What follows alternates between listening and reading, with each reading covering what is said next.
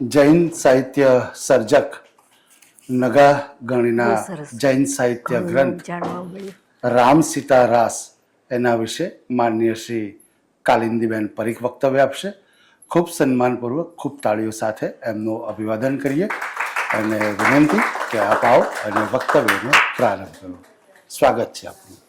મારા સાથી વક્તા રવિન્દ્રભાઈ ખાંડવાલા, મનીષભાઈ અને સન્માનનીય આત્મીય એવા આપ સૌને પ્રણામ. સૌપ્રથમ તો હું મનીષભાઈનો આભાર માનીશ કે મને રામકથા અને એમાંય જૈન રાસ નિમિત્તે જે કંઈ આમાંથી પસાર થવાની તક આપી એ બદલ સૌ પહેલાં એમનો આભાર માની લઉં. તો પરમ પૂજ્ય નગાગણીકૃત આ રામ સીતા રાસની વાત કરતાં પૂર્વે સંક્ષિપ્તમાં આપણે રામાયણ વિશે પણ થોડી વાત કરી લઈએ. આપ સૌ જાણો છો તેમ હિન્દુ ધર્મના બે મહાન ગ્રંથો કે બે મહાન મહાકાવ્યો રામાયણ અને મહાભારત છે. બંને એમાંય રામાયણ તો અત્યંત પ્રચલિત અને હોઠવગું અને હૈયાવગું છે. એમ કહેવાય છે કે રામાયણ 300 છે, પણ કર્ણાટકના એક વિદ્વાને એવો દાવો કર્યો કે રામાયણ 300 પણ 3000 જેટલા છે. આ એટલા માટે સંખ્યાનું મહત્ત્વ આમ જુઓ તો નથી, પણ અહીં સંખ્યા એટલા માટે મહત્ત્વની બની રહે છે કે રામાયણની વૈશ્વિકતા કેટલી હશે, એની ફલક, એનો વ્યાપ કેટલો હશે એ આના ઉપરથી આપણે જાણી શકીએ. માત્ર ભારતમાં જ નહીં, ભારત બહાર પણ, એ પછી થાઈલેન્ડ હોય, સિંગાપુર હોય, વિયેટનામ હોય, કંબોડિયા હોય, મલેશિયા હોય, વિશ્વના ખૂણે ખૂણે આ રામકથા, આ રામાયણ જઈને પડ્યું છે. એવું શું છે રામાયણની અંદર કે જે દરેક ભાષામાં એના અનુવાદો થયા છે, વિદેશી ભાષાઓમાં પણ એના અનુવાદો થયા છે. તો ભારતીય ભાષાઓમાં તો કન્નડ હોય, મલાયાલમ હોય, પંજાબી હોય, કાશ્મીરી હોય, લગભગ બધી ભારતીય ભાષાઓમાં એના અનુવાદો થયા છે. ત્યાં સુધી કે ઉર્દુ ભાષામાં પણ એના અનુવાદ થયા છે. મોગલ શાસન હતું ભારત પર, હિન્દુસ્તાન પર, ત્યારે શાહજહાંએ, અકબરે, જહાંગીરે એને પણ એના અનુવાદો કરાવ્યા છે. તમે જુઓ કે જે મોગલ શાસન ઇસ્લામ ધર્મનો પ્રવર્તક હતો, એને પણ એવું રામાયણમાં શું જોયું કે જેને કારણે એને એનો અનુવાદ કરવાનું મન થયું. અને એટલે આજે આપણે રામકથા ભલે કથાના સ્વરૂપે હોય તો પણ ખૂણે ખૂણે સૌ કોઈને સાંભળવી ગમે છે અને સદીએ સદીએ એક એક રામકથા અવતરતી રહે છે. અને એટલે વાલ્મીકીકૃત રામાયણ પછી પણ અસંખ્ય રામાયણો લખાયા. એ પછી અધ્યાત્મ રામાયણ હોય, આનંદ રામાયણ હોય, અગત્ય રામાયણ હોય, યોગ વશિષ્ઠ રામાયણ હોય, કે સૌ કોઈને પ્રચલિત એવું રામચરિત માનસ તુલસીકૃત અને ગિરધરકૃત રામાયણ પણ ગુજરાતીમાં મળે છે. તો આટલા બધા રામાયણો પણ આજે સૌ કોઈને સાંભળવા ગમે છે એનું કારણ છે શીલવ્રતની કથા અને કુટુંબ પ્રેમ, જે આજે આપણને આ બંને નથી જોવા મળતા. કુટુંબ પ્રેમ પણ જોવા નથી મળતો અને શીલવ્રત તો ભાગ્યે જ ક્યાંક આજે જોવા મળે છે. ત્યારે આ રામકથા નિમિત્તે આ રામ સીતા રાસ છે એ કેટલો બધો ઉપાદેય બની રહેશે એ આપણે જોઈએ છીએ અહીંયા. તો આ રામ સીતા રાસ પહેલાં તો એ જૈન મુનિ, સુવ્રત મુનિ થઈ ગયા. એમણે પહેલાં આ એમ કહેવાય છે કે 12 લાખ વર્ષ પહેલાં મુનિવ્રત સ્વામીએ આને જોયું. ત્યાર પછી એમના શિષ્ય સુવ્રત, એ એટલે જેમ પેલા વૈદિક ઋષિઓને આર્ષ દર્શન થતું હતું, જેમ કે ઋગ્વેદમાં રામનો ઉલ્લેખ છે, દશરથ જાતક કથાઓમાં ઉલ્લેખ છે, તો એવી રીતે આ દર્શન થતાં થતાં એમને જે કંઈ જોવામાં આવ્યું અને ત્યાર પછી આપ સૌ જાણો છો એમ 24મા તીર્થંકર ભગવાન મહાવીર સ્વામીએ કેવલી જ્ઞાન પ્રાપ્ત થતાં એમને પણ આ દર્શન જોયું. અને પછી એમના શિષ્ય ગૌતમ સ્વામીને એમણે જે કાંઈ આ બધા પ્રસંગો, કથાઓ, ઘટનાઓ હતી એનું એમણે એમની પાસે વર્ણન કર્યું. અને ગૌતમ સ્વામીએ પછી એનું લિખિત સ્વરૂપ રૂપે આપ્યું આપણને. અને ત્યાર પછી ઘણા બધા જૈન મુનિઓએ પણ એના અલગ અલગ સંસ્કરણો કર્યા. એમાં સૌથી પ્રસિદ્ધ હોય તો એ વિમલ સુરીજીનું છે પૌમચરિત. હવે પૌમ એટલે પદ્મ, તો રામનું નામ આ જૈન સાહિત્યમાં પદ્મ છે અને પછી આ લોકખ્યાતિમાં એ રામ નામ તરીકે ખ્યાતિ પ્રાપ્ત થયા. તો આ જે પૌમચરિત છે એમાં આ રામકથા અને રામાયણની કથા આખી આપવામાં આવી છે. ત્યાર પછી આપ જાણો છો એમ આ રામકથા કાવ્ય નાટક સ્વરૂપે, જેમ કે રઘુવંશ આપણે આવ્યું સંસ્કૃતમાં, તો એવી રીતે જૈન સાહિત્યમાં પણ આ રામ સીતા રાસ આવ્યો અને આપણને માટે પ્રાપ્ત થયો. હવે આ આપણને પ્રાપ્ત સીધો નથી થયો, એ તો એક દાબડામાં શિલ્પેક હતો, પણ અધ્યાત્મ પરિવારે જે કંઈ અપ્રગટ રાસ છે એને પ્રગટ કરવાનું જે બીડું ઝડપ્યું છે, કે યજ્ઞ કાર્ય કર્યું છે, એ ખરેખર પુણ્ય કાર્ય છે, બહુ જ અતિ ઉમદા કાર્ય છે એમ કહીએ તો પણ ખોટું નથી. એવું આ કાર્ય થતાં એમણે હસ્તપ્રતો બધી મગાવી અને હસ્તપ્રતો આજે પણ એ કાર્ય ચાલુ જ છે. હજી આપણને આવા બીજા ઘણા રાસ પ્રાપ્ત થશે. આ રાસ આપણને નીતિ વિજય જે ખંભાતમાં આની હસ્તપ્રત પડી છે એમાંથી પ્રાપ્ત થયું. પણ આ જે નીતિ વિજય જે હતું ભંડાર, એમાંથી જે હસ્તપ્રત પ્રાપ્ત થઈ એમાં થોડા અશુદ્ધિના પાઠો રહેલા હતા, એટલે વધુ વિશુદ્ધિ માટે થઈને હેમચંદ્રાચાર્યનું જે પાટણ છે એની જે હસ્તપ્રત મગાવી અને એને આધાર રાખી અને આ પૂજ્ય નગાગણીકૃત જે રાસ છે એને આમાં આપણે સંકલિત કર્યો છે. અને એ સંકલિત કરવાનું શ્રેય અને એમને ભારપૂર્વક આપણે વંદન કરીએ એ છે યોગ તિલક સુરીજી. એમણે આ કાર્ય કર્યું છે. એ છે આમાં કે સંશોધક પ્રાચીન શ્રુત સંરક્ષમ પરમ પૂજ્ય આચાર્ય દેવ શ્રીમદ વિજય યોગ તિલક સુરીશ્વરીજી મહારાજા, એમ છે આખું. અને પછી અહીંયા એમનું આપ્યું છે આખું, એ બહુ ટૂંકમાં હું કહી દઉં કે નામ એનું પૂજ્ય નગાગણીજી, પછી ગચ્છ તપગચ્છ, ગુરુ પરંપરામાં પૂજ્ય વિજયસેન સુરીશ્વરીજી ગચ્છ, પૂજ્ય ઉદયવર્ધન ગણીજી, શિષ્ય પૂરમ પૂજ્ય કુશલવર્ધન ગણીજી. ગ્રંથાગ્ર 536 કડી, રચના સમય વિક્રાંત સંવત 1649 આસો માસ. અને એનો જે આપણે હમણાં જે વાત કરી નીતિ વિજય જ્ઞાન ભંડારનો એનો ક્રમાંક 696 આપ્યો છે. પત્ર 19 છે. પછી હેમચંદ્રાચાર્ય જ્ઞાન મંદિર પાટણમાં ક્રમાંક આપ્યો છે 8967 અને પત્ર 22. આટલી આ વાત કર્યા પછી આપણે મૂળ કથા પર આવીએ તો આપણે રામકથા તો સૌ જાણીએ જ છીએ, પણ અહીં જે નૂતન કેટલાક પરિવર્તનો જોવા મળે છે એના ઉપર વધારે ભાર મૂકીશું. આપણે સૌ જાણીએ છીએ કે રામ સીતા લોકમાનસની અંદર આરાધ્ય દેવ તરીકે અદ્યાપી બિરાજમાન છે. અહીં રામને એક શ્રેષ્ઠ ઉત્તમ પુરુષ તરીકે ગણવામાં આવ્યા છે. અહીં એમને કોઈ ઈશ્વર નથી માન્યું, કારણ કે જૈન ધર્મ ઈશ્વરમાં નથી માનતી. પણ મનુષ્ય પોતે કેવલી જ્ઞાન પ્રાપ્ત કરીને સાધના કરીને અને એમના જે આચરણો છે એ કરીને પોતે ઈશ્વરની કક્ષાએ પહોંચે છે, અરિહંત કક્ષાએ પહોંચે છે. તો અહીં સૌથી પહેલો આપણને જે તફાવત જોવા મળે છે એ આ જોવા મળે છે. ત્યાર પછી વાલ્મીકી રામાયણમાં જે પ્રારંભ છે અને અહીં જે પ્રારંભ છે એમાં પણ તફાવત જોવા મળે છે. સૌ પહેલા અહીં જે મંગલાચરણ કરવામાં આવ્યું છે એ મંગલાચરણ આપણે કરી પહેલા પ્રથમ કે પ્રસ્તુત રાસમાં જે 536 કડીઓમાં નિબદ્ધ છે, જેમાં વિવિધ કુલ 24 ઢાળો છે. એમાં ચોપાઈ દુહા છંદ અને ભૂપાલ, કેદારુ, પરજીવું, વૈરાડી, રામગીરી, ધનાશ્રય જેવા વિવિધ રાગોના લીધે આ રાસ સુગેય બની રહે છે. રાસનો પ્રારંભ મંગલાચરણથી કરવામાં આવ્યો છે. શ્રી શંખેસર પાસજી સમરી તોરું નામ, શ્રી ગુરુચરણ નમી કરી રાસ રચું અભિરામ.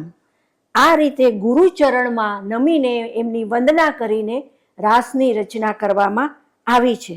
તો માતા સરસ્વતીની વંદના પણ કરવામાં આવી છે. શ્રી શારદ શારદ શશી ખીર દહી સમવાન વીણા પુસ્તક ધારિણી દેવ કરી ગુણગાન. હવે હમણાં ભાઈએ વાત કરી એમ આપણે પરિણામ ફળ તો હંમેશા જોતું જ હોય છે, તો અહીં ફળ અને એનો મહિમા પણ દર્શાવ્યો છે. રામચંદ્ર સીતાનું રે રાસ રચસ્યું રે રામ નામ ભલું સુખવાસ જે ભણસી ગુણ સહી એ રાસ તે પામે સી રે લીલ વિલાસ મહિમા રે વંત અછઈ એ રાસ સુરંતા રે પામી જઈ ઉહલાસ. આમાં આના રામ રસથી સૌથી મોટો ફાયદો તો ઉલ્લાસ, આનંદ જે પ્રાપ્ત થાય. અંતે તો મનુષ્યને શું જોઈએ? આનંદ જોઈએ. હિવ ઉતપતિ શ્રી રામજી કેરી સાંભળતા ઘરી વાજઈ રે ભેરી. તો આમ રામ સીતાના રાસનો વંદના કરી અને પ્રારંભ કરવામાં આવ્યો છે.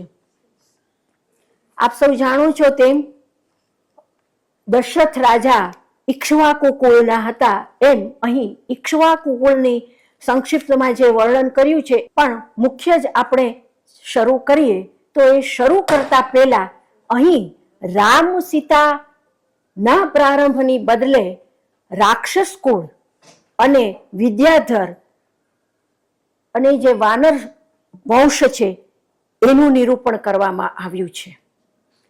હવે મુખ્ય વાત એ છે કે સમાજની અંદર રાક્ષસની જે આખી કલ્પના છે એવી કોઈ કલ્પના અહીં આપણને જોવા મળતી નથી. એટલે સૌથી મોટું કામ જે થયું છે એ રાક્ષસની જે છબી છે એ છબીને તોડવાનું કામ થયું છે. એ બહુ સારું કામ થયું છે. સામાન્ય રીતે રાક્ષસ આવે એટલે આપણા હમણાં ન થાય કે જાણે એને શિંગડા હશે ને મોટા મોટા દાંત હશે ને બહુ ભયાનક છબી હોય. બાળક તો શું, સૌ કોઈના માનસની અંદર એક ભય ઉત્પન્ન થાય. એટલે અહીં રાક્ષસ કુળની આખી વાતને નવી રીતે નિરૂપણ કરી અને પ્રારંભથી જ અભય પદનું દાન કરી દેવામાં આવ્યું છે, કે જે બહુ મોટું દાન છે એમ આપે હમણાં કહ્યું. એટલે આ એક બહુ જ સ્તુત્ય કાર્ય અને ઉમદા કાર્ય પ્રારંભમાં જ થયું છે. બીજી વાત એ છે કે રાવણને અહીં બહુ જ પ્રતાપી રાજા તરીકે વર્ણવવામાં આવ્યો છે. એને જીન ધર્મના પાલન કરતો, એને ઉપવાસ કરતો, સાધના કરતો પણ અહીં દર્શાવ્યો છે. અને એને જૈન દર્શના કરતો, એની દેશના સાંભળતો એ પણ અહીં દર્શાવ્યો છે. એટલે આપણને એમ થાય કે આવો પ્રતાપી પુરુષ, આવો વિદ્વાન પુરુષ, પણ એની એક નબળાઈ હતી, એ એક વાસના હતી. એક વાસના માણસનું કેટલું બધી હદ સુધીનું અધપતન કરી જાય છે. નહીં તો માણસની અંદર રહેલી જે સજ્જનતા, વિદ્વત્તા જે એને સ્વર્ગે લઈ જાય, એની બદલે આપણે અહીંયા છેલ્લે જોઈશું કે એ ચોથા નરકની અંદર જાય છે. નહીં તો રાવણ સ્વર્ગલોકનો અધિકારી હતો, અને આપણે જે હિન્દુ ધર્મની વાત કરીએ તો એ શિવલોકનો અધિકારી હતો. એના બદલે એને એક આ વાસનાને કારણે, સ્ત્રીની આ કામુકતાને કારણે એને ચોથું નરક પ્રાપ્ત થાય છે. બીજી વાત અહીં જે જોવા મળી એ જે વાનર કુળનું જે વર્ણન કરવામાં આવ્યું છે, એ વાનર કુળ એ શું છે? એને કંઈ વાંદરા જેવું મોઢું નથી, એને પાછળ લાંગુલ નથી, પણ એ વાનર સમુદાય એ ખરેખર તો આદિવાસી સમાજનું, એક આદિવાસી સમુદાયનું ચિત્ર આપણી આગળ અહીં ખડું કરે છે. આજે બે વાત મૂકી છે એ ખરેખર જ સ્તુત્યને પાત્ર છે. ત્યાર પછી હવે મુખ્ય કથા પર જઈએ તો એમાં પણ આપણને પરિવર્તન જોવા મળે છે. જે દશરથને 4 રાણીઓ છે, ત્યાં આપણે જોઈએ છીએ તો 3 રાણીઓ છે. આમ તો એમને 300 જેટલી અસંખ્ય રાણીઓ હતી, પણ મુખ્યત્વે 3 રાણીઓ આપણે જે જોઈએ છીએ કે કૌશલ્યા, સુમિત્રા અને કૈકેયી. પણ અહીં એમને 4 રાણીઓ બતાવી છે, અને 4 રાણીઓમાં સુમિત્રા અને કૈકેયી એ બે નામ યથાવત રાખવામાં આવ્યા છે. પણ મુખ્ય જે પટરાણી કૌશલ્યા હતા એમનું નામ અહીં અપરાજિતા રાખવામાં આવ્યું છે. મને લાગે છે કે આ અપરાજિતા નામ એમને એમ નથી બદલ્યું. અપરાજિતા એટલે શું? કે જે કોઈથી પરાજય નથી પામતી એ. એટલે સ્ત્રીનું મોટું શું જે હોય પરાજય, એ પુત્ર પ્રેમ, પુત્ર મોહ હોય છે. પણ અહીં જે આજે પટરાણી છે એ આપણે આગળ જોઈશું કે એને વનવાસમાં જવાની જે હોંશે હોંશે વિદાય આપે છે, એ જે પુત્ર મોહ પર જે વિજય પ્રાપ્ત કરે છે, એટલે મને એવું લાગે છે, આ મારું માનવું છે, ખોટું પણ હોઈ શકે ને સાચું પણ હોઈ શકે, પણ આ વિજય પ્રાપ્ત કર્યો હોવાથી મુનિજીએ એમનું નામ અપરાજિતા રાખ્યું હોય. તો આ 4 રાણીઓ, પેલામાં જે યજ્ઞની ને બધી ખીર મળે છે, જે ખીર પીવે છે ને એવી બધી વાત અહીં નથી. અને જે રાણી અપરાજિતા છે એને એક સ્વપ્ન આવે છે. જૈન ધર્મમાં આપણે જોઈએ છીએ કે સ્વપ્નની આખી પરંપરા આવે છે. મહાવીર સ્વામીનો જ્યારે જન્મ થવાનો હતો ત્યારે 14 સ્વપ્ન આવે છે. તો અહીં 4 સ્વપ્ન આવે છે. એ 4 સ્વપ્ન ક્યાં ક્યાં છે? સિંહ છે, હાથી છે અને સૂર્ય અને ચંદ્ર છે. એ આપણે અહીં જોઈએ. તો આમાં છે ને બહુ સરસ બધી ચોપાઈ છંદમાં, દુહા છંદમાં અને જુદા જુદા રાગમાં જે લખ્યું છે એ આપણે આમ વાંચીએ ને તોય આપણને એની જે આખા અર્થો છે ને એ વાંચતા ને ગાતા ગાતા અર્થો ઉદ્ઘાટિત થતા રાણીઓને જે સ્વપ્નાઓ આવે છે એની અહીં વાત કરવામાં આવી છે. એ જ રીતે બીજી જે રાણી છે સુમિત્રા, એને તો 14 સ્વપ્ન આવે છે, એની અહીં વાત કરવામાં આવી છે. તો એને સ્વપ્ન જે આવે છે એનું પણ કથન છે, એના પણ ફળાદેશો છે, પણ સમયના અભાવે ઘણું બધું છોડી દેવું પડે છે. યોગ્ય કાળે એમને જે પ્રસૂતિ થાય છે અને જે પુત્રનો જન્મ થાય છે એનું નામ પદ્મ રાખવામાં આવે છે, જે આપણે લોકભોગ્ય તરીકે રામ નામે જાણીએ છીએ. એ જ રીતે બીજા જે છે પુત્ર લક્ષ્મણ, એનું અહીં નામ નારાયણ જોવામાં આવે છે. હવે આની સાથે એક આડવાત, આમ આડવાત કહેવાય પણ આની સાથે સુસંગત છે કે હેમચંદ્રાચાર્યજીએ જે ત્રિષષ્ટિ શલાકા પુરુષની રચના કરી છે એમાં એક સર્ગ છે 7મો, એમાં આ બધી કથા આવે છે. એમાં જે વાત કરી છે એમાં આ ત્રિષષ્ટિ શલાકા પુરુષ એટલે શું? ત્રિષષ્ટિ એટલે 63. અને 63 કઈ રીતે? તો 24 તીર્થંકરો, 12 ચક્રવર્તીઓ, 9 બળભદ્ર, 9 વાસુદેવ અને 9 પ્રતિવાસુદેવ, આ રીતે 63 થયા. હવે બીજો એક પ્રશ્ન એ થાય કે શલાકા પુરુષ શા માટે કયા? તો કે જે શ્રેષ્ઠ છે, પોતાના કર્મો દ્વારા, પોતાની સાધના દ્વારા જે સામાન્ય મનુષ્યમાંથી મહાન મનુષ્ય, શ્રેષ્ઠ મનુષ્ય થાય એ આ શલાકા પુરુષ કહેવાય. એમાંના આ એક રામ એ શલાકા પુરુષ હતા અને એ 8મા બળભદ્ર હતા. તો સામે જે નારાયણ આપણે કયા કે લક્ષ્મણજી છે એ વાસુદેવ હતા અને રાવણ એ પ્રતિવાસુદેવ હતા. આટલી એક આનુષંગિક વાત કરી અને હવે આપણે આગળ જઈએ. તો આ જે બંને ભાઈઓ છે, બીજા પછી ભરત અને શત્રુઘ્ન પણ જન્મ પામે છે, એમાં 4 ભાઈઓના જન્મ થાય છે. બંને 4 ભાઈઓ આમ તો પરાક્રમી છે અને એનામાં અનેક ગુણો છે, એ ગુણોથી પણ આપ સૌ સુપરિચિત છો. પણ આ પ્રથમ બે ભાઈઓ છે એ તો અનુપમ અને અજોડ પરાક્રમમાં છે. તો આ બાજુ જનક રાજાને જાણવા મળે છે કે આ બંને બહુ જ પ્રતાપી અને બળવાન છે.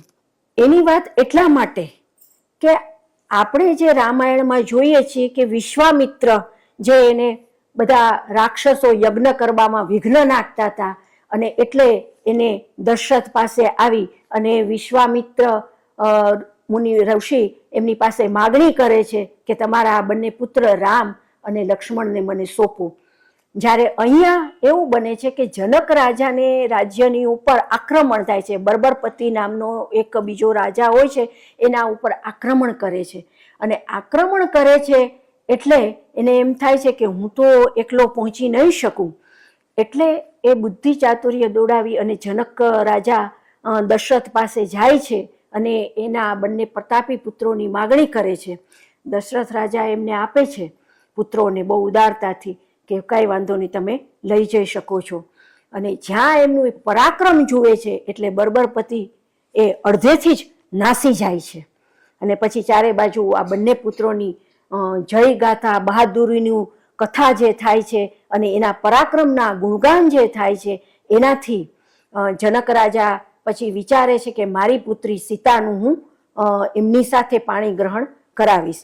હવે પાણી ગ્રહણ સુધી આપણે પહોંચી ગયા, પણ એમને તો કઈ પાણી ગ્રહણ સુધી પહોંચાય નહીં. પેલા સીતાના જન્મની તો કથા જાણવી જોઈએ.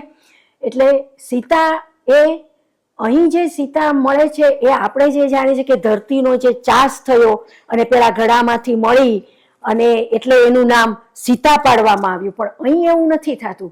અહીં શું છે કે સીતા જ્યારે જન્મે છે ત્યારે ચારે બાજુ ઠંડો પવન લહેરાય છે અને ઠંડા પવનને કારણે ધનધાન્યના જે છોડવા છે એ બધા લચી પડે છે અને ખેતર આખા ધનધાન્યથી લહેરાઈ ઉઠે છે. અને જે આ ઠંડો પવન વાય છે, ઠંડાને સંસ્કૃતમાં શીત કહેવામાં આવે અને એના ઉપરથી આનું સીતા એવું નામ પાડવામાં આવ્યું છે. ઢાળ 8માં સીતાના જન્મનું વર્ણન કરતા કહે છે કે ધાન જાતિ સહુ નીપની, ધાન જાતિ સહુ નીપની, શીતલ વાયુ થકી ઘની, શીતલ વાયુ થકી ઘની. ખૂબ આમ શીતળ મંદ પવન લહેરાઈ રહ્યો હતો. તે બની સીતા નામ ઠવઈ ભલું એ. એટલે આ રીતે એ સીતાનું નામ પડ્યું છે.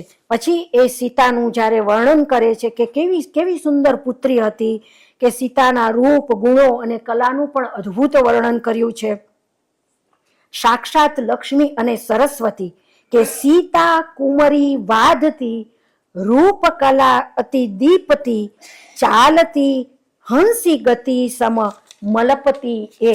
આટલી કોમળ સીતા, એટલે આપણને પ્રશ્ન થાય કે આટલી કોમળ સીતા એ ધનુષ્ય કઈ રીતે ઉપાડી શકતી હશે, એવી બધી વાત થાય. રામાયણમાં તો આપણે જાણીએ છીએ કે સીતા ધનુષ્યની સાથે રમતી અને એવું બધું, પણ અહીં એક ભેદ જોવા મળે છે. અહીં સીતાને ક્યાંય બીજી બધી કલાઓમાં પારંગત દર્શાવી છે, એનું પણ ઘણું બધું અહીં વર્ણન છે. પણ મુખ્ય જે વાત કરવાની એ છે કે અહીંયા ધનુષ્યની બાબતમાં પણ આપણને પરિવર્તન જોવા મળે છે. આ જે ધનુષ્ય છે એ જનક રાજાને રતનપુરના રાજા ચંદ્રગતિએ આપ્યું હોય છે. શું કામ આપ્યું હોય છે? કે જ્યારે એ જાણે છે કે સીતાના લગ્ન દશરથ રાજાના પુત્ર રામની સાથે થવાના છે. હકીકતે એને એના પુત્રનું નામ ભામંડલ હોય છે. એ ભામંડલની સાથે એને એના લગ્ન કરાવવા હોય છે. હવે સીતા જેવી પુત્રી હોય, ઘણા બધા બીજાને પણ ઘણાને ઈચ્છા હોય, પણ આ રતનપુર જરા વધારે પ્રભાવી હતો એટલે મારતે રથે ગયો, પહોંચી ગયો જનક રાજા પાસે અને એ કે નહીં, તમારી પુત્રી તો મારે ભામંડલ માટે જોઈએ.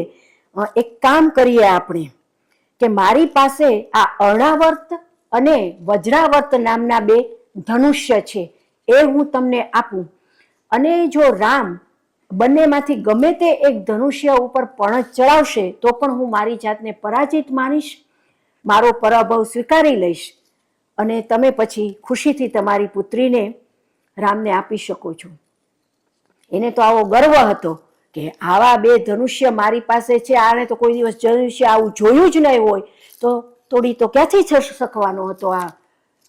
પણ રામે તો જાણે આમ ફૂલ ઉઠાવતા હોય એવી રીતે ઉઠાવ્યું ને ક્ષણવારની અંદર જ પણછ ચડાવી દીધી અને આને પછી પરાભવ પામવો પડ્યો.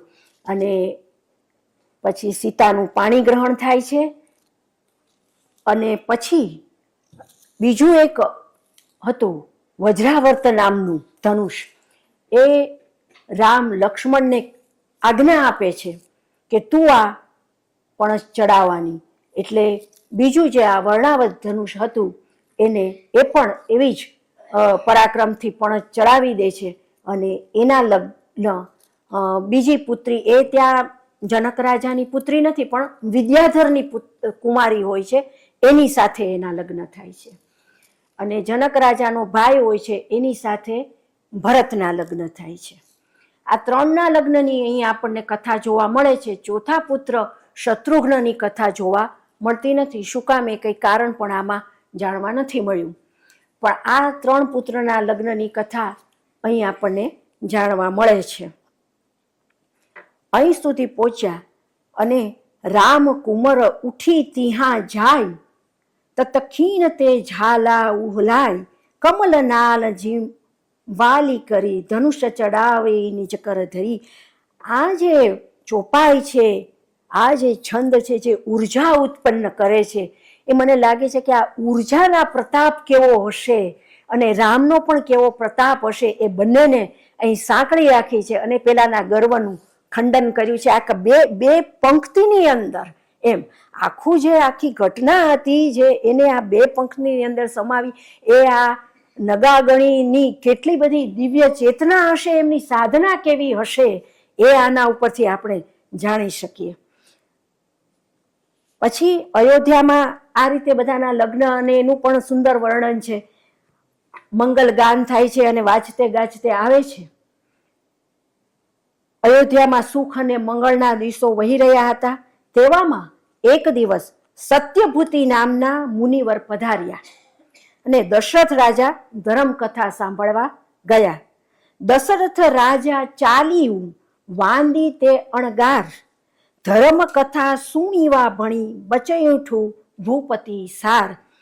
હવે અહીંયા આપણે તબક્કાવાર જોઈશું કે બધા જ પાત્રો અહીંયા જે આવે છે, મોટા ભાગના પાત્રો એ જૈન ધર્મની કેવી રીતે અનુમોદના કરે છે, કઈ રીતે અણગાર કરે છે, દેશના પામે છે અને શીલવ્રતનું પાલન કરે છે. એના જે ઉપવાસ હોય, આયંબિલ હોય, એમના જે કઠિન વ્રત હોય એના વ્રતોનું પણ અહીં નિરૂપણ કરવામાં આવ્યું છે. તો આ રીતે દશરથ રાજાએ ધર્મકથા સાંભળી અને એમને પૂર્વ ભવની સ્મૃતિ થાય છે. જૈન ધર્મમાં પૂર્વ ભવની પણ ઘણી પરંપરાઓ અને સ્મૃતિઓનું આલેખન પણ આપણને ઘણી જગ્યાએ જોવા મળતું હોય છે. એ મુજબ અહીં પણ જોવા મળે છે અને એમને પૂર્વ ભવની જે સ્મૃતિ થાય છે એના કારણે એ પછી વૈરાગ્યનો બોધ પામે છે, દેશના પામે છે અને એ ઘરે આવી અને પોતાનો નિશ્ચય જાણે જાણ કરે છે ત્યારે કૈકેયીનો માતૃપ્રેમ જાગી ઉઠે છે. અહીં મંથરાનું પાત્ર ક્યાંય જોવા મળતું નથી આપણને. એટલે એવી ચડમણીની કે એવી કોઈ વાત આમાં આવતી નથી કે નથી. કૈકેયી પણ કોઈ કોપ ભવનમાં જતી નથી. એ તો એની પ્રાસ્તાવિક વાત મૂકે છે. એને કઈ રામ પ્રત્યે કોઈ દ્વેષ નથી. એ રામને અહીંયા વનવાસ જવાનું પણ ક્યાંય માગણી કરતી નથી. એ સિમ્પલી એટલી વાત રજૂ કરે છે કે મારા પુત્ર ભરતને તમે આ રાજ સોંપી દો. કારણ કે એને ખ્યાલ છે કે જ્યાં સુધી આ રામ હશે અને ભરત હશે, બંને ભાઈ વિશેનો એવો પ્રગાઢ પ્રેમ છે કે રામ હશે એ પણ સિંહાસન નહીં મેળવે, રાજગાદી ઉપર નહીં ચડે. ભરત હશે એ પણ રાજગાદી ઉપર નહીં ચડે. અને બંને ભાઈ અહીંયા કેવું સામાન્ય રીતે ગાદી વિશે યુદ્ધ થાય, પણ અહીં જે યુદ્ધ જો સંભવિત થાય તો એ પ્રેમનું યુદ્ધ થાય. અને એમ કે છે ને કે પહેલે તું, એમાં પેલી ટ્રેન છૂટી જાય. એવી ઘટનાને અટકાવવા માટે કૈકેયીએ ભરત માટે, અને એક માતા છે સ્વાભાવિક છે, કદાચ ભરતના પ્રેમને ખાતર માંગી હોય તો પણ એનો જે અપરાધ છે એટલો બધો જે આપણને રામાયણમાં મૂળભૂત રામાયણ જોવા મળે છે એટલો બધો જઘન્ય અપરાધ કહી શકીએ નહીં. અને એને એટલે જે અહીં નગાગણીજીએ અને વિમલ સુરીજીએ, મૂળમાં તો વિમલ સુરીજી, એમણે જે પરિવર્તન કર્યું છે એ પરિવર્તન એવું છે કે એ નારીને અન્યાયની બદલે ન્યાય અપાવે છે. અત્યાર સુધી જે કૈકેયીને, જોકે પછી એ બીજા અમુક રામાયણો થયા એમાં કૈકેયીને ન્યાય આપવાની કોશિશ કરવામાં આવી જ છે. તો અહીં પણ આપણને અહીં કૈકેયીના પાત્રને પૂરતો ન્યાય પ્રાપ્ત થાય છે.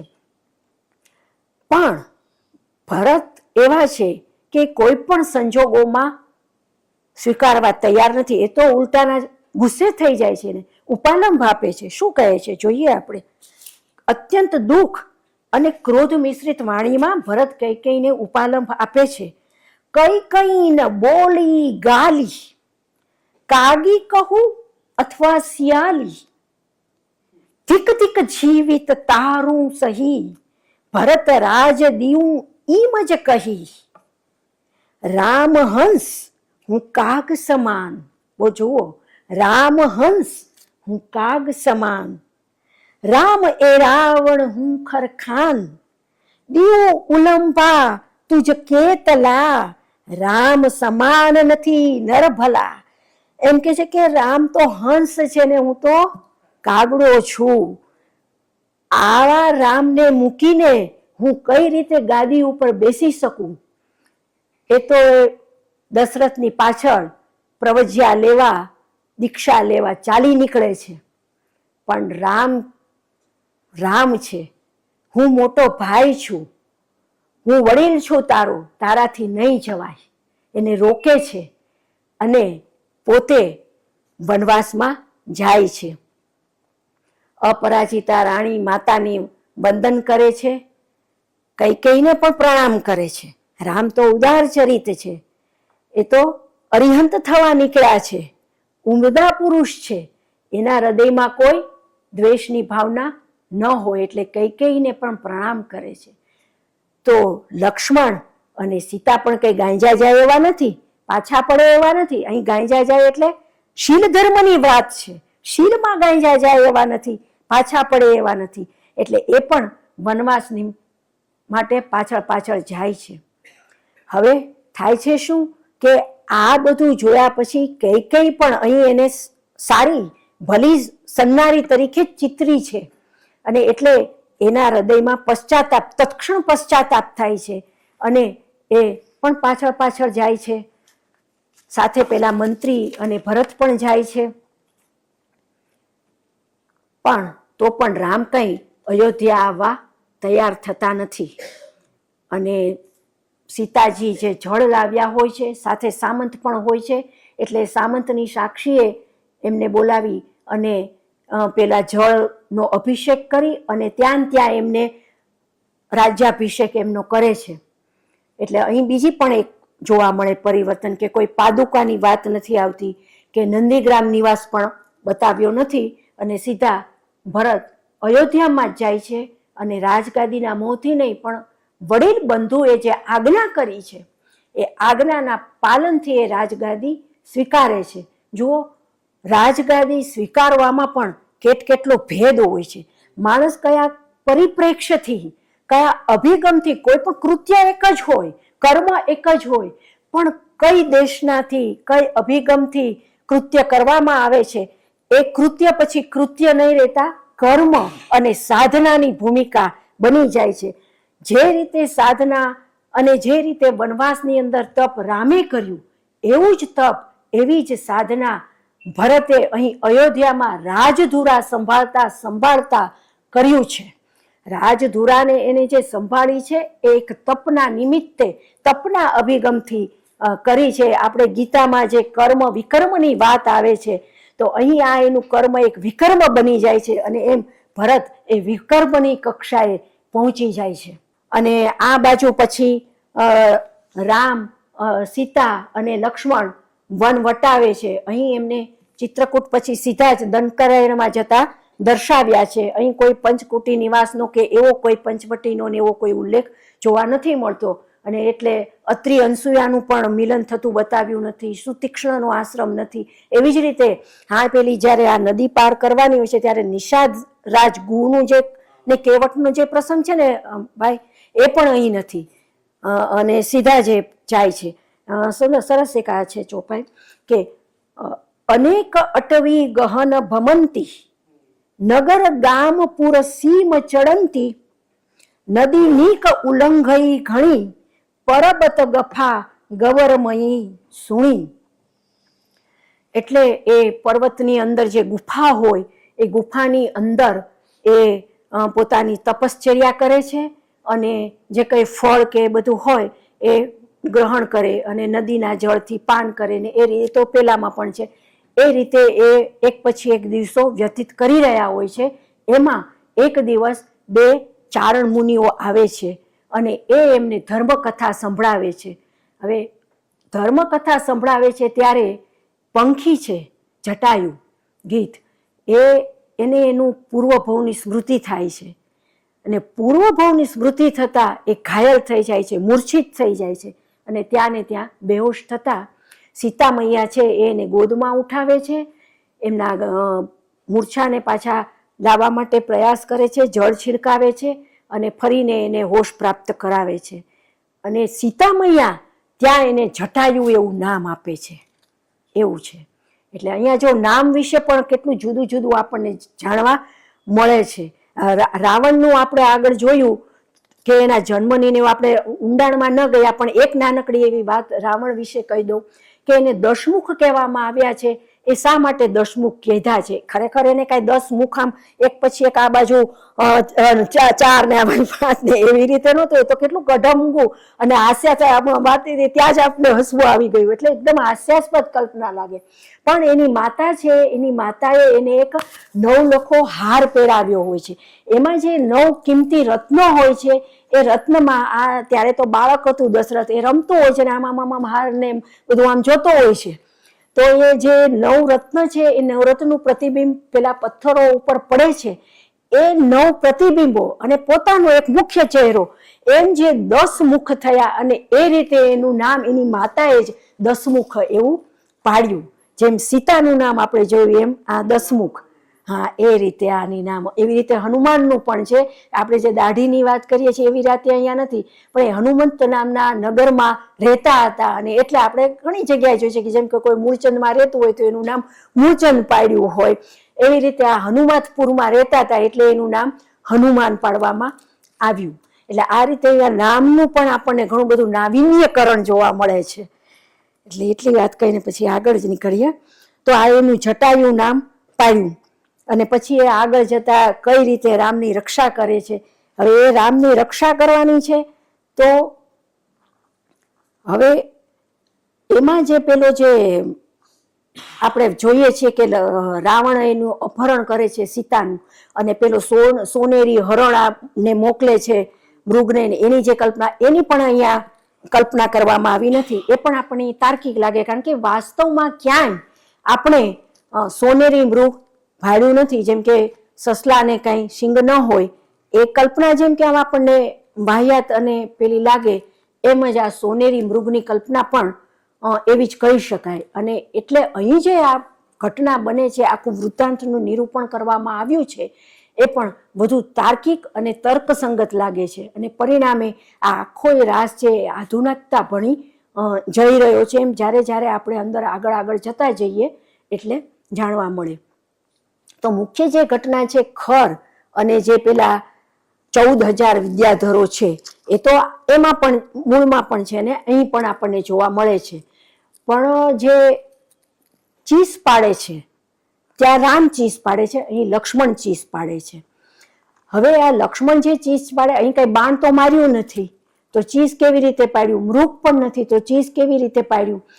લક્ષ્મણ છે એ આ વિદ્યાધરો અને ખરની સાથે યુદ્ધ કરવા જાય છે. બને છે એવું કે રાવણની પાસે અવલોકની વિદ્યા હોય છે. પેલી શૂર્પણખા, અહીંયા એનું નામ ચંદ્રનખા છે. તો એ ચંદ્રનખા શંભુક વધની આખી કથા એને કહે છે અને સીતાના રૂપનું વર્ણન કરે છે. આ તો કામી પુરુષ હતો, એનામાં વાસના આપણે જોયું પહેલેથી જેમ પ્રબળ હતી, એટલે એને તત્કાળ એને પામવાની ઈચ્છા થઈ જાય છે. હવે જો માણસને મળેલી વિદ્યા પણ એનું કેવું અધપતન કરે છે. નહીં તો રાવણે આપણે કહ્યું એમ એ ઘણી બધી દેશનાઓ કરતો, ઉપવાસો કરતો, ઘણા બધા સંકલ્પો લેતો, વ્રતો કરતો. એને 10,000 વર્ષ સુધી તપ કર્યું હતું અને તપ દ્વારા એણે વિદ્યા પ્રાપ્ત કરી હતી. એના ભાઈઓ પણ ભીમ નામના અરણ્યમાં ગયા હોય છે અને ત્યાં એની તપ કરતા હોય છે. અને જે 10,000 વર્ષ સુધી પણ તપ કરતા પ્રાપ્ત ન થાય એવી વિદ્યા એને 2 પ્રહરની અંદર પ્રાપ્ત થાય છે. અને એવું વર્ણન અહીંયા જોવા મળે છે કે 10,000 જેટલી વિદ્યાઓ રાવણની સન્મુખ પ્રગટ થઈ અને એમાંની આ એક વિદ્યા એ અવલોકની વિદ્યા. હવે એ અવલોકની વિદ્યાનો એને બીજે ક્યાંક પ્રયોગ કર્યો હોત તો આખી પૃથ્વી સ્વર્ગ થઈ ગઈ હોત, આખી પૃથ્વી સોનાની લંકા આખી પૃથ્વી થઈ ગઈ હોત.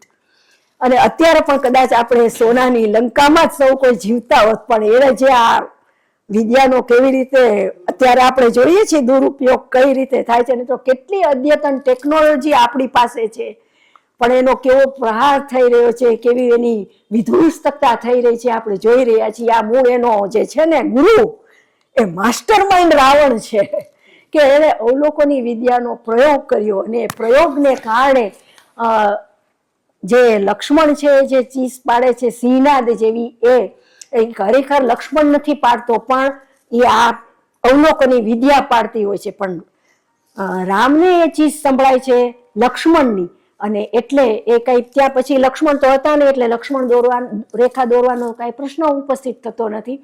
પણ સીતાને કહી અને સીતા પણ માતૃ તુલ્ય માતા હતી, એટલે એ કંઈ રામને રોકતા નથી અને રામ ચાલ્યા જાય છે.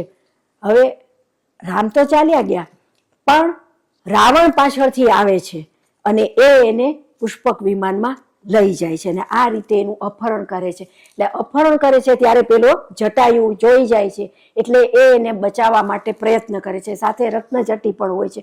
બંને મળીને છેક મરણિયા જજુમે છે ખૂબ, પણ અંતે એ કંઈ સફળ થતા નથી. એ સૌ કોઈ તમે જાણો છો. આ બાજુ રામ આવે છે અને એને નથી જોતા, એટલે સ્વાભાવિક છે કે દુઃખ થાય, વિલાપ થાય. પણ અહીંયા કોઈ વિલાપનું આખું વર્ણન જોવા નથી મળતું, જે મૂળભૂત રામાયણમાં જોવા મળે છે અહીં. કારણ કે અહીં એને અરિહંતની કક્ષાએ લઈ જવાના છે. હવે જો એને સામાન્ય પુરુષની જેમ વિલાપ કરતા દર્શાવે, કહેવાનું તાત્પર્ય કે જે એક એક પરિવર્તનો આપણે જોઈએ તો એક એક પરિવર્તનો તર્કસંગત લાગે આપણને. પરિવર્તન કરવાને ખાતર પરિવર્તન નથી કર્યું. આજે તો કેવું છે કે કોઈની વાર્તા વાંચી, નવલકથા વાંચી, નાટક વાંચ્યું તો પરિવર્તન કરે. શું કામ પરિવર્તન કરે? કે પોતાના નામે એ આખું ચડાવવું હોય, એટલા માટે પરિવર્તન કરતા હોય. પણ અહીં કઈ પોતાના નામે ચડાવવા માટે પરિવર્તન નહોતું કર્યું, પણ એમાંથી કંઈક ને કંઈક કર્મ ને વિકર્મ કઈ રીતે લઈ જવું, કઈ રીતે તર્કસંગત આખી વસ્તુ બની રહે, એવો એક ઉદ્ધાત દ્રષ્ટિકોણ હતો. દરેક મનુષ્યની અંદર, દરેક જીવાત્મા, દરેક પૂતગલ કઈ રીતે અરિહંતની કક્ષાએ પહોંચી જાય એ દર્શાવવા માટે થઈને અહીં આ પરિવર્તનો કરવામાં આવ્યા છે. એટલે રામ પછી આગળ એની શોધ કરવા માટે જાય છે ત્યારે અહીં કોઈ વાલી વધ કરવામાં આવતો નથી, કારણ કે રામને અહીં અહિંસક પુરુષ દર્શાવવામાં આવ્યા છે. જૈનનો મૂળભૂત ધર્મ, મૂળભૂત સિદ્ધાંત છે અહિંસા પરમો ધર્મ. અહિંસા અને જૈન ધર્મ બંને એકબીજાના પર્યાય છે એમ આપણે કહીએ તો પણ ખોટું નથી કે અતિશયોક્તિ પણ નથી. અને એટલે આ આખા રામાયણની અને ત્યાર પછી જે આ રામ સીતા રાસની રચના થઈ એમાં ક્યાંય આપણને રામ દ્વારા હિંસાનું આચરણ કરતા જોવા મળતા નથી. યુદ્ધ કરે છે, કારણ કે અહિંસા એ નિર્માલ્યતા નથી, એ કોઈ કાયરતા નથી, એ તો વીરોનું આભૂષણ છે. અને જ્યાં ક્યાંય અન્યાય જોયો છે, જ્યાં કાંઈ જઘન્યતા જોઈ છે, ત્યાં એમણે યુદ્ધ અવશ્ય કર્યું છે. પરંતુ કહે છે ને કે પાપને હણવું, પાપીને નહીં. અને એટલે પાપને હણે છે. પાપને હણવા માટેનું કર્મ, વીર કર્મ રામ અવશ્ય કરે છે, પરંતુ ક્યાંય હણવાનું કૃત્ય કરતા નથી. એટલે રામ આ રીતે પોતાનું જે નિમિત્તિક કાર્ય છે એ કાર્ય કરતા કરતા આગળ ધપે છે. એટલે પછી એને વાલીનો વધ નથી કરતા, પરંતુ સુગ્રીવની સાથે રત્નજટીનો આપણે આગળ ઉલ્લેખ કર્યો ને, રત્નજટી સુગ્રીવ સાથે એમનું મિલન કરાવી આપે છે અને એ એમને ભાળ આપે છે. પછી હનુમાનજીને મોકલે છે, સાથે પેલી મુદ્રિકા આપે છે. અહીં પણ હનુમાન છે એ આકાશ માર્ગે ગમન કરતા નથી, એ પુષ્પક વિમાન દ્વારા સીતાને મળે છે. અને સીતા પણ ત્યાં અશોક વાટિકામાં નથી, પણ દેવરમણ નામનું ઉદ્યાન છે ત્યાં હોય છે અને ત્યાં પ્રતીક્ષા કરતા હોય છે. એમણે ખાવા પીવાનું છોડી દીધું છે, સાજ શૃંગાર કરવાનું છોડી દીધું છે. કેસ ગૂંથણ મુખ હાથ ધોવણ તજુ, કેસ ગૂંથણ મુખ હાથ ધોવણ તજુ, એમ વર નિશ્ચ નીમ કીજે, સીલ રાખું. રવિન્દ્રભાઈ સીલ શબ્દ, સીલ રાખું સદા જીમ લહું સંપદા. જેમ કોઈ સંપદાનું આપણે રક્ષા કરતા હોય એમ હું મારા શીલની રક્ષા કરું. અને એટલે પછી સાજ શૃંગાર તો રામ માટે હતો, રાવણ માટે થોડો હોય. અહીં તો શીલ વ્રતની આરાધના કરવાની છે, એટલે બધું જ છોડી દે છે. અને 21 દિવસના વ્રત અને ઉપવાસ પછી હનુમાન સાથે એનો મેળાપ થાય છે અને હનુમાનજી પછી મુદ્રિકા બતાવે છે, એટલે એને વિશ્વાસ બેસે છે અને બધી વાત કરે છે. અને પછી એનો જે ચૂડામણી છે એ ચૂડામણી લઈને જાય છે.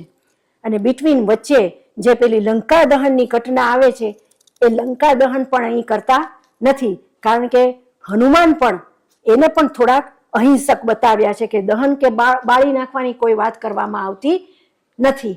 અને એ પુનઃ રામજી પાસે જાય છે બધો સઘળો વૃત્તાંત કહે છે. અને પછી એનું સૈન્ય તો કાંઈ બહુ જે હતા બધા વાનર કે જે આદિવાસી સમાજ આપણે એને કયો એ લઈને જાય છે અને સેતુબંધ પણ બાંધતા નથી. એ ત્યાં પણ પુષ્પક વિમાન દ્વારા ડાયરેક્ટ જતા રહે છે. અહીં થોડીક ટેકનોલોજી આવે છે, એ જમાનાની જે ટેકનોલોજી હતી પુષ્પક વિમાનની, આખી વિમાન સંહિતામાં, ભાઈ તો જાણે વિમાન સંહિતામાં બધું સરસ વર્ણન છે કઈ રીતે વિમાનો બનતા ને એ બધું. તો ત્યારે પણ તે જમાનાની ટેકનોલોજી હતી અને એ ટેકનોલોજીનો ઉપયોગ કરતા દર્શાવ્યા છે. અને એમ એ પુષ્પક વિમાનમાં ત્યાં જાય છે. અને પછી જે તત્કથિત રાવણ યુદ્ધ થાય છે એવું રાવણ યુદ્ધ નથી થતું, પણ લક્ષ્મણજી અને રાવણની વચ્ચે યુદ્ધ થાય છે. હવે રાવણની પાસે જે શક્તિ નામનું ખડગ હોય છે એ એને પેલા આપણે વાત કરી ને કે એને જે ઉપાસના સાધના કરી હતી ત્યારે એને ચંદ્રહાસ નામનું ખડગ પ્રાપ્ત થયું હતું, શક્તિ નામનું, એવા જુદા જુદા ખડગ હથિયારો બધા પ્રાપ્ત, બધા વેપન્સ ને મિસાઇલ્સોની બધા એને પ્રાપ્ત કરી લીધા હતા. પણ જો અંતે તો સત્યનો જ વિજય થાય. ગમે એટલા પરમાણુ બોમ્બ બનાવે, મિસાઇલ્સ બનાવે, પણ જેની પાસે સત્ય હશે એની અંત તો અથવા જીત એ તો અવશ્ય ભાવી છે જ, કોઈ પણ યુગ હોય. તો એ આ એના મિસાઇલ્સ કહો, ખડક કહો, એ બધો પ્રહાર કરે છે, બધું નિષ્ફળ જાય છે અને એ રાવણ જ મૃત્યુ પામે છે અને લક્ષ્મણ જીવિત થાય છે. તો પેલા મૂર્છા પામે છે પણ જીવિત તો એ જ થાય છે. તેણી કરી રાવણ ભેદિયુજી જયુથી નરગી પહૂત. ચોથા નરકમાં આપણે કહ્યું આગળ કે ચોથા નરકમાં રાવણ પહોંચી ગયો. નારાયણ શિર ઉપરજી ફૂલ વૃદ્ધિ વરતંત. નારાયણ એટલે આ લક્ષ્મણ. લક્ષ્મણની ઉપર આકાશમાંથી દેવોએ પુષ્પવૃષ્ટિ કરી અને જય જયકાર વદઈ સુરાજી. સુરાજ સુરો એટલે દેવો. જય જયકાર વદઈ સુરાજી લક્ષ્મણ નામ વખાણી. લક્ષ્મણના નામના વખાણ કર્યા, પ્રશંસાના ફૂલો વેર્યા. રાયસી સવ આવી મિલયજી રાય વિભીષણ વાણી. વિભીષણને પછી રાજ્ય સોંપ્યું. રાજ્ય સોંપી દીધું છતાંય રામ, લક્ષ્મણ અને સીતા તત્કાળ અયોધ્યા નથી જતા, પણ ગમે તે કોઈ કારણસર અહીં 6 વર્ષ સુધી અહીં જ રહે છે લંકામાં. કદાચ કઈ રીતે રાજ્ય શીખવું કરવું એ વિભીષણ આની પાસેથી શીખતા હોય, કારણ કે બીજું તો કોઈ કારણ અહીંયા જોવા નથી મળતું. 6 વર્ષ સુધી કેમ રામ, સીતા અને લક્ષ્મણ અહીંયા રહ્યા, કદાચ આદર્શ રાજ્ય વ્યવસ્થા કઈ રીતે કરવી એ શીખવા માટે વિભીષણ એને રોકી પાડ્યા હોય એવું બની શકે. એ સિવાય તો બીજો કોઈ તર્ક સાંપડતો નથી. પણ પછી તો આખરે માતા ભલે અપરાજિતા હોય પણ માતા છે, માતાનું હૃદય છે, એને વિજોગ થાય છે, વિયોગ થાય છે, તીવ્રપણે યાદ આવે છે. એટલે નારદને મોકલે છે લંકામાં અને નારદ પછી અહીંયા એને અયોધ્યામાં લઈ આવે છે. પણ હવે જુઓ, સુખના દાડા તો કેટલા, દુઃખ જ અધિક છે. એટલે અને અહીંયા રામને ઉત્તમ પુરુષ ખરા, પણ એને એક પત્ની વ્રત નથી દર્શાવ્યા. એને ઘણી બધી રાણીઓ હતી, એટલે બધી જે સપત્નીઓ હતી એને ઈર્ષા થાય છે સીતાની. એટલે કેવી ચાલાકી, કેવું છળ, ધર્મકલાની છળ કલા અહીંયા વાપરે છે. અને એને એમ કહે છે સીતાને કે તું રાવણ કેવો હતો, અમને બહુ આમ જિજ્ઞાસા થાય છે કે તું એક ચિત્ર દોરીને અમને બતાવ ને. પણ રાવણ તો સીતાએ તો શીલવ્રતનું તપસ્યા કરી હોય છે, શીલ ધર્મનું પાલન કર્યું હોય છે, એટલે એને કઈ રાવણનો ચહેરો તો ખબર જ નથી. માત્ર પેલા પગ જોયા હોય છે એટલે પગનું આલેખન કરે છે. પણ છતાંય આ તો પોતાની દાસી દ્વારા ગામમાં, સમાજમાં, અયોધ્યામાં ટીકા અને અફવાઓને ફેલાવી દે છે કે આ સીતા તો હજી રાવણને ભૂલી નથી જો, એટલે તો એનું ચિત્ર આલેખવા બેઠી છે. અને એમ પછી તો પંચાયત હોય સમાજમાં તો જાજી, અને વાતનું ઓતેસર થાય, એમાં જાત જાતના અગ્નિઓને જાત જાતના ઘી, ડાલડા ઘી હોમે ને જેટલા બધા ઘી આવતા હોય બધી બ્રાન્ડ બધી હોમી દે અને પછી આગનું સ્વરૂપ ધારણ કરે. એમ આ કલંકની વાત રામ પાસે સાંભળવા મળે છે અને એટલે એ ન છૂટકે એને વનવાસમાં મોકલવા. ત્યાં પણ ત્યારે એને ગર્ભવતી હોય છે, એટલે એને પેલું આ સગર્ભા દોહન થાય ને એવી વાત નથી, કારણ કે આ બધી જૈન પરંપરાની વાત આવે છે. એટલે સમેત શિખરની યાત્રા કરવાના નિમિત્તે એમને અરણ્યમાં મોકલવામાં આવે છે. અને લક્ષ્મણ નથી જતા, પણ કૃતાંત વદન નામના એમના જે મંત્રી છે, સેનાપતિ છે, એમને મોકલે છે. અને ત્યાં આમ એક અટવીમાંથી બીજા અટવીમાં અથડાતા અથડાતા સીતા માતા પસાર થતા હોય છે. ત્યાં પુંડરીક નગરના એક રાજા છે વજ્રજંગ કરીને, એ એમને મળે છે અને ધર્મની બેન બનાવી અને એમના ત્યાં મહેલમાં એક જગ્યાએ એમને આશ્રય આપે છે. અને પછી યોગ્ય સમયે એમને 2 પુત્રનો જન્મ થાય છે. એનું નામ અનંગલમણ અને મદનાંકુશ, એવા 2 નામ જ્યાં પેલા લવ અને કુશ છે. કે સીતા માન દેખી અતિ ગણું, સવકી જોઈ છલત સતહું, રાવણ પગ કેરે અધિકાર, રામ ચિત નવી ચલ્યું લગારે. તો આપણે જોયું. પછી વજ્રજંગને ત્યાં આ 2 જે પુત્રોના જન્મ થાય છે એનું કે ઠમક ઠમક પગ ભરતા જસઈ, ઠમક ઠમક પગ ભરતા જસઈ, સીતા વજ્રજંગ રખઈ તસઈ, નામ કવઈ તે રલિયામણું, લવણ કસ 2 કુયરતણું. બંને કુંવરના આ 2 નામ રાખ્યા. અને એમને પછી સિદ્ધાર્થ નામના જે અણુવ્રતધારી હતા એમણે બધી પ્રકારની આ જે 64 કલાઓની ને 72 કલાઓની જે બધી વાતો થઈ એ બધી કલાઓ વિદ્યાઓ એમાં પારંગત કર્યા, પરાક્રમ કર્યા. અને પેલા મોટા થતા જેમ પેલા સાગર અને નીલની વાત કરીને કે હું મારું પરાક્રમ બતાવું કે આપણે રાજા થઈ શકીએ છીએ કે નહીં, એમાં બંને ભાઈઓ મોટા થયા. યૌવન આવે એટલે ઉત્સાહ હોય, પરાક્રમ દેખાડવાની જિજ્ઞાસા હોય, એટલે બંને માંડ્યા પરાક્રમ દેખાડવા. પરાક્રમ દેખાડવા એ તો રામ અને લક્ષ્મણજી પાસે પહોંચી ગયા અને ત્યાં જઈને પરાક્રમ કરવા માંડ્યા. એટલે આમ લક્ષ્મણનો તો આમ સ્વભાવ થોડો ક્રોધાન્વિત હતો એટલે આક્રોશ આવે, પણ રામને એના પ્રત્યે અધિક સ્નેહ ઉપજે છે. કે રામ સુમિત્રી ઈમ ભણઈ, કુણ બાલક છઈ એક, વઢતા દેખી ઉપજઈ અમમની અધિક સ્નેહ. વઢવા તો જાય છે પણ હૃદયની અંદર અધિક સ્નેહ જાગે છે. એક તો એ ઉદાર મના પ્રેમાળ આદર્શ પુરુષ, અને એમાંય આ તો ગમે એમ પોતાનું લોહી હતું. ભલે દૂર એનો જન્મ થયો હતો, પોતે એનો જન્મોત્સવ કે જન્મ વખતનું મુખ દર્શન પામી નહોતા શક્યા, પણ જન્માંતરની પ્રીત પણ જો શકુંતલા અને દુષ્યંતને યાદ આવી જતી હોય તો આ જ જન્મની અત્યારનું જ હતું બાળક. તો એમને અધિક સ્નેહ ઉપજે છે. પણ તોય હજી એમ ખબર તો એમને તો કેમ માની લે કે આ પોતાનો પુત્ર છે? તો નારદ કહે છે કે આ તમારા જ પુત્ર છે. અને પછી અત્યંત હર્ષ પામી અને પેલા સુગ્રીવને મોકલે છે, સીતાને તેડું કરે છે. સીતા આવે તો છે પણ એ નગરમાં પ્રવેશ નથી કરતા, ગૃહમાં પણ પ્રવેશ નથી કરતા. એ કહે છે કે નહીં, પેલા હું અહીં જો એક નવો બીજો પણ ફેરફાર પરિવર્તન આપણને જોવા મળે કે ત્યાં સીતાને અગ્નિ પ્રવેશ રામ કરાવે છે. અહીંયા સીતા પોતે કહે છે કે હું પેલા સમાજને મારી શુદ્ધતાનું પરિચય આપીશ, પ્રમાણપત્ર આપીશ, પછી જ હું નગરમાં પ્રવેશીશ અને પછી જ હું ગૃહમાં પ્રવેશીશ. કારણ કે શીલવંતી નારી છે, સ્વમાની નારી છે. એ આ પરીક્ષા એટલામાં એને કઈ જરૂર નથી. કહી દીધું રાજાએ, પતિએ કહી દીધું કે તું આવી જા, પછી એને કોની આજ્ઞાની, એને કોની ઈચ્છાની કે પરવા કરવાની જરૂર છે? પણ નહીં, પેલા પોતાનું સ્વમાન, હું શા માટે જે સમાજે મને કલંકિત કહે છે એ સમાજને પેલા હું નિષ્કલંક છું એ સાબિત કરી દેખાડું. અને પોતાનું આત્મગૌરવને અક્ષુણ્ણ રાખવા માટે એ અગ્નિમાં પ્રવેશ કરવાનું કહે છે. સીતા વલતું ઈમ ભણઈ છી, સાંભળી રાઘવ હેવ, લોકપવાદ સુણી કરીજી, ધીજ કરાવત દેવ. એટલે પછી રામને આ સંદેશો મળે છે.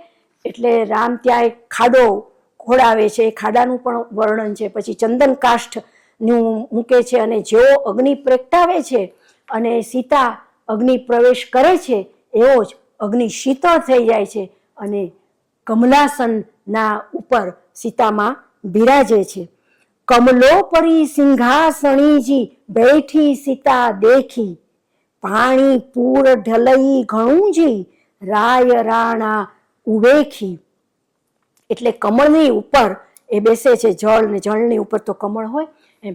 એટલે બહુ સુંદર કલ્પના અને ઉપમા પણ કેટલી સુંદર, આમાં ઉપમા અલંકારો, બીજા રૂપક ને સ્વાભાવિક તો સજીવારો પણ એવા ઘણા બધા અલંકારો, જેમ આપણને જે અલંકારોની ને જે વાલ્મીકીકૃત રામાયણમાં મળે છે એમ અહીંયા પણ અમુક અમુક જગ્યાએ જરૂર આપણને જોવા મળે છે. એટલે અલંકૃત મઢ્યો પણ આ રાસ છે એમ પણ આપણે કહી શકીએ. તો પછી એટલાથી પતતું નથી. સીતા અંતે એ પણ જૈન ધર્મની અનુમોદના કરતી હોય છે. એટલે પછી તે પાછી નથી. ત્યાં જે પેલા આમ જોઈએ છે ને કે પેલું ધરતી ફાટે છે અને એમાંથી એક સિંહાસન નીકળે છે અને એમાં સીતા માતા બેસી અને ધરતીની પુત્રી હતી તો ધરતીમાં સમાઈ ગયા. પણ અહીં એવું જોવા નથી મળતું. એ સીતા છે એને પેલા સ્વામીજી મળે છે, જૈન મુનિ મળે છે અને જૈન મુનિના માર્ગે જે મોક્ષ ધર્મ અને જ્ઞાન ધર્મ અને શાંતિની ધર્મની જે આખી વિભાવના, આખી જે વ્યાખ્યા આપણને જૈન ધર્મમાં જોવા મળે છે, આખી પરિપાટી એને અનુસરે છે સીતા. અને અંતે એ પણ દીક્ષાનો માર્ગ ગ્રહણ કરે છે, પુનઃ અયોધ્યા જતા નથી. પછી રામ પણ બહુ ઝાઝો સમય રહેતા નથી. એ પણ થોડો સમય રાજ્યનું શાસન કરે છે અને પછી પેલા એના પુત્રો છે લવણાંકુશ ને મદનાંકુશ એને સોંપી દે છે અને તે પણ પોતાના કેવલી જ્ઞાન પ્રાપ્ત થાય છે, પૂર્વભવની સ્મૃતિ પ્રાપ્ત થાય છે અને તે પણ દીક્ષાનો માર્ગ જ ગ્રહણ કરે છે. હવે અહીંયા એક બીજી વસ્તુ એ જોવા મળી કે લક્ષ્મણને અહીંયા નરક મળ્યું એવો ઉલ્લેખ છે. કદાચ એમના કોઈક પૂર્વજન્મના કર્મનું હજી ખંડન નહીં થયું હોય એટલે બીજા થોડા કર્મો કરી વિશુદ્ધિકરણ પામી અંતે એ પણ અરિહંત પદને પ્રાપ્ત કરશે એવી આશા અહીંયા જરૂર બંધાવવામાં આવી છે. પણ રામને તો અરિહંત તરતા જ દર્શાવ્યા છે. એટલે આખું એ જે આખો રાસ છે એ એક મનુષ્ય પોતે કઈ રીતે પોતાના કર્મ દ્વારા, વિકર્મ દ્વારા, પોતાની સાધના દ્વારા, તપ દ્વારા અને દીક્ષા દ્વારા અરિહંત પદને પ્રાપ્ત કરી શકે છે એનો મહિમા ગાન કરે છે. બીજી વસ્તુ કે રામ સીતા રાસ. હવે રાસ એટલે આપણો શું મૂળભૂત ખ્યાલ હોય છે? રાસ કઈ રીતે આવ્યો? રાસ એટલે આપણને શું તરત, આપણે તો ગુજરાતીઓ છીએ એટલે તરત દાંડિયા દેખાય ને કેડિયું ને ચોળણી ને દેખાય કે ચાલો આપણે રાસ રમવા જઈએ. એ પણ કંઈ ખોટું તો નથી જ. પણ ભરતેશ્વરી બાહુબલી રાસ નામની જે રચના કરી ને ત્યાર પછી જે આ જૈન મુનિઓ બીજા અનેક રાસની રચના કરી એમાંનો એક રામ સીતા રાસ. રાસનું મુખ્ય પ્રેરક બળ હોય તો શૃંગાર, પ્રણય. પણ અહીં પ્રણય અને શૃંગારનો રાસ નથી અને એટલે આ રાસનો જે મુખ્ય રસ હોવો જોઈએ એ શૃંગાર રસ જોવા નથી મળતો પણ શાંત રસ જોવા મળે છે. અને આ શાંત રસ છે એ શમને પોષે છે. શમને પોષે એટલે મનુષ્ય દીક્ષત્વને પ્રાપ્ત કરે.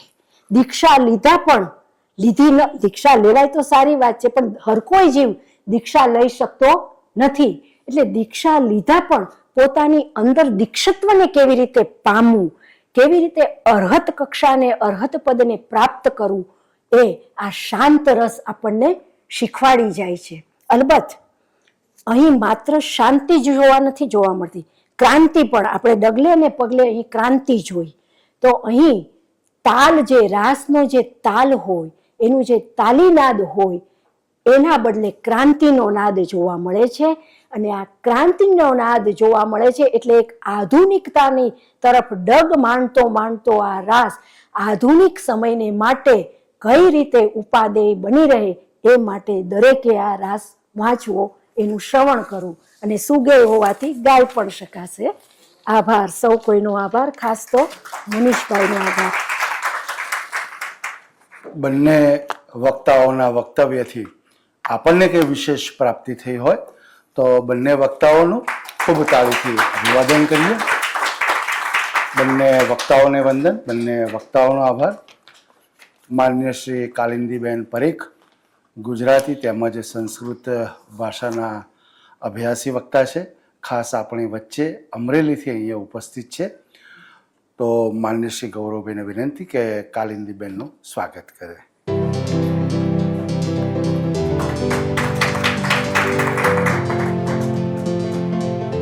માનનીય શ્રી રવિન્દ્રભાઈ ખાંડવાલા અહીંયા અમદાવાદથી આપણી વચ્ચે ઉપસ્થિત છે. એ HK કોલેજમાં સંસ્કૃત ભાષાના પ્રોફેસર તરીકે સેવા આપી રહ્યા છે. સંસ્કૃત, પ્રાકૃત, અપભ્રંશ એ તમામ ભાષાના અને હસ્તલિપિના ખૂબ જાણકાર અભ્યાસી વક્તા છે. તો એનો આનંદ છે. આપણે વંદન. માન્ય શ્રી ગૌરવભાઈને વિનંતી કે રવિન્દ્રભાઈ ખાંડવાલાનું અભિવાદન કરે.